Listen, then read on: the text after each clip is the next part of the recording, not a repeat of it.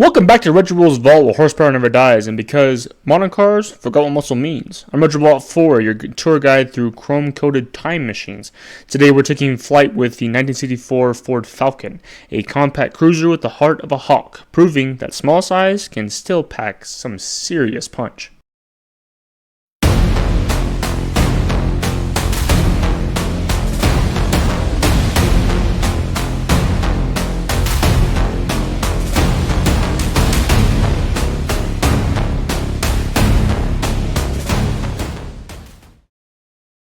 Here's a fun peek behind the scenes of the 64 Falcon. Ford tried to spice things up with the Sprint package, which essentially gave the little Falcon a dose of adrenaline.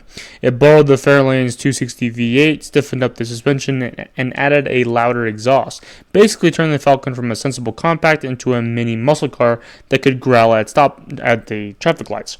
It was like giving a polite dog a pair of boxing gloves. Suddenly, everyone had to start paying attention.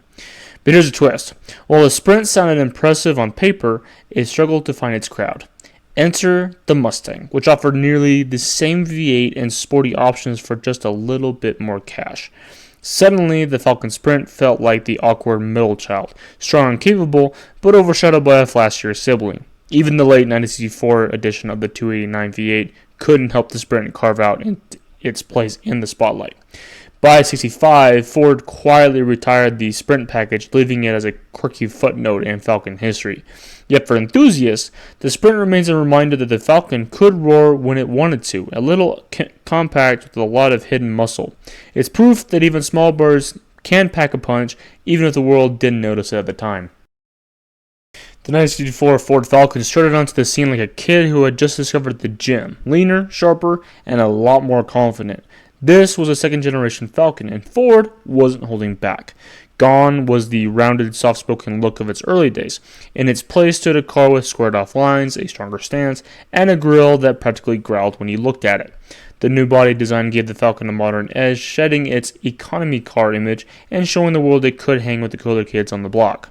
That grille was more aggressive, almost daring you to underestimate it, kind of like a poker player with a winning hand tucked up its sleeve. The restyled body looked more refined, more tailored, like it had traded in its plain work clothes for a sharp suit. It was the early 60s after all, and the Falcon needed to keep up with the rapidly changing market where style mattered just as much as performance. In short, the 64 Falcon wasn't just a car. It was Ford's way of saying, hey, I'm not just cheap transportation anymore. I've got some swagger now. When it came to engines, this year's Falcon was like a buffet. Whether you wanted something light and sensible or a full-on meat lover's platter, Ford had you covered.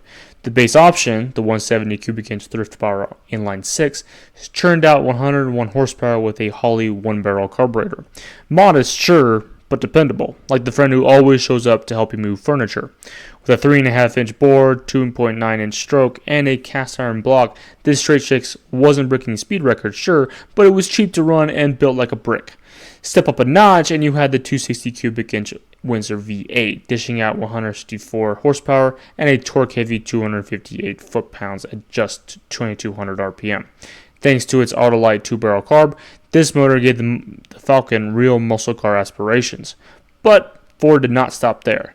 The 289 Windsor became the star of the lineup, offered in flavors ranging from 195 horsepower C code to the 225 horsepower A code, with the D code sneaking in at 210 horses for good measure. And then there was the mighty K code, 271 horsepower of cast iron fury. With 10.5 to 1 compression and a 4-barrel Autolite carb, it turned the Falcon from economy car with style into a street brawler that punched far above its weight class. This year's Ford Falcon's drivetrain lineup was like choose your own adventure book. You could go practical, sporty, or somewhere in between. First up was a 3-speed top-loader manual, a tough little gearbox that felt right at home with the Falcon's no-nonsense personality. It was straightforward, durable, and had the kind of mechanical honesty that made you feel connected to the road, like shaking hands with the car every time you shifted. For drivers who wanted more control and bragging rights, Ford offered the 4-speed top-loader manual. This was the enthusiast pick, turning the Falcon into more than just a commuter car. It gave drivers the ability to stretch those Windsor V8s across the RPM band and really let the car sing. In other words, if the 3-speed was your everyday reliable buddy, the 4-speed was the wingman who encouraged you to do something wild on Saturday night. Of course, not everyone wanted to row their own gears. That's where the 2-speed Ford automatic stepped in. It wasn't exactly a lightning-fast transmission, but it was smooth, simple, and took the stress out of traffic. Think of it as the Falcon's cruise control before cruise control existed. Easygoing, calm, and just fine for Sunday drives. The 64 Ford Falcon didn't just get by on looks and engines. It had a solid backbone to keep everything in line. At its core was a unibody chassis, which was a step away from the old body-on-frame setups. Think of it like swapping a bulky tool chest for a sleek toolbox. Lighter, tighter, and more efficient.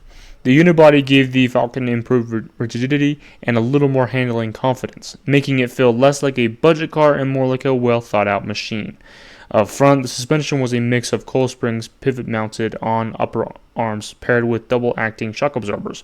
That's the technical way of saying it was designed to soak up bumps without rattling your teeth out. It wasn't luxury sedan smooth, but it kept the Falcon from feeling like a pogo stick on rough roads. Out back, Ford kept things simple and sturdy with a live rear axle supported by semi-elliptical leaf springs. It wasn't cutting edge, but it was tough and reliable, like the work boots of suspension systems. Sure, it didn't carve corners like a European sports car, but the Falcon setup struck a balance, durable enough for everyday use, yet nimble enough to handle a spirited drive down Main Street. Step inside the Falcon and you'll see that Ford wasn't trying to win your heart under the hood. It wanted to pamper you just a little too. The interior came with bucket-style vinyl seat trim and full carpeting, giving the cabin a touch of class usually reserved for pricier wagons.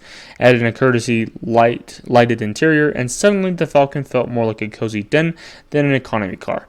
It was Ford's way of saying, sure, you didn't break the bank, but we'll make it look like you did. Up on the dash, you got a padded instrument panel, which was both stylish and functional, because nothing ruins a good drive like a forehead meets metal situation. Buyers could also tack on options that made daily driving a whole lot easier. Power steering meant you didn't have to wrestle the wheel like a prize fighter, while the radio kept you entertained long before Bluetooth playlists were a thing. A remote-controlled trunk release was another slick upgrade, making you feel like you had a James Bond level gadgetry. And let's not forget the parking brake warning light, proof that even in the 60s, Ford was looking out for drivers who occasionally forgot to release the brake before taking off. This Ford Falcon came equipped with Ford's trusty 8.8-inch rear differential, a component as reliable as a golden retriever, steady, strong, and always ready to pull its weight. The rear end could handle the modest power of the base 6-cylinder or the fire-breathing K-code V8 without breaking a sweat. It worked quietly in the background like a dependable stagehand, making sure the show went on flawlessly. Paired with the Falcon's live rear axle-only springs, the 8.8 kept power flowing to the pavement and your confidence high, proving that sometimes the unsung heroes really do make all the difference. The 64 Falcon was compact but confident, like a sprinter in a world full of basketball players.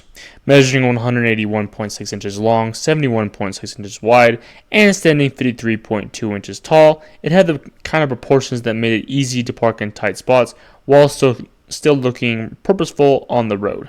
Its 109.5-inch wheelbase gave it a stable footprint, balancing nimbleness with comfort, kind of like walking a tightrope with a safety net below. Weighing in at a modest 2,467 pounds, the Falcon was light on its feet. It didn't lumber around like the bigger, heavier sedans of the era. Instead, it darted and hustled, giving drivers a sense of control that felt both reassuring and fun. Its relatively small dimensions also made it more efficient, helping those engines stretch their legs without constantly fighting against mass. In short, the Falcon was the Goldilocks of compact cars. Not too big, not too small, but just right. Its size made it approachable for everyday drivers, yet its stance and proportions hinted that beneath the modest exterior, this little Falcon had the heart to surprise anyone willing to take it for a spin. The 64 Falcon had plenty of feathers in its cap, but it wasn't without a few molting moments. Let's start with the strengths. Its biggest win was versatility. You could spec it out as a simple commuter with a thrifty 6-cylinder, or beef it up with the Windsor V8 and surprise the guy in the next lane. The lightweight body and unibody chassis made it nimble, while the variety of trims and options meant buyers could dress it up with bucket seats, radios, and even a remote trunk release, giving it an upscale feel without the upscale price tag. In short, it was the choose-your-own-adventure of compact cars. But no bird soars without a little turbulence. Weakness-wise, the base models weren't exactly rocket ships. With just over 100 horsepower from the straight six, acceleration was more leisurely jog than sprint. The suspension, while sturdy, didn't deliver sports car handling. It was more work boots than ballet shoes. And compared to bigger siblings like the Mustang, the Falcon sometimes felt overshadowed, like the middle child at a family reunion. Still, the Falcon's blend of affordability, options, and charm made it a winner, even if it wasn't perfect. After all, perfection rarely leaves room for personality. The 1964 Ford Falcon proved that sometimes the underdog has the sharpest talons. It started life as Ford's practical little economy bird, but by 64, it had grown feathers of style, options, and even some serious muscle under the hood. Whether you went with the humble 6-cylinder or the fire-breathing K-Code V8, the Falcon offered a driving experience that was approachable, customizable, and full of character. It wasn't the Mustang, but in many ways it was the foundation that made the pony car possible. Without the Falcon, the muscle car world might look very different today. So here's the big question. If you had the chance to bring home a 64 Falcon, would you go with a thrifty inline 6, or would you unleash the beast with a V8? Drop your thoughts in the comments. I'd love to hear where you land on this feathered debate. And if you enjoyed flying through history with me today, don't forget to hit that like button, subscribe, and ring that bell so you don't miss the next classic rolling out of the vault. As always, my friends, keep it loud, keep it classic.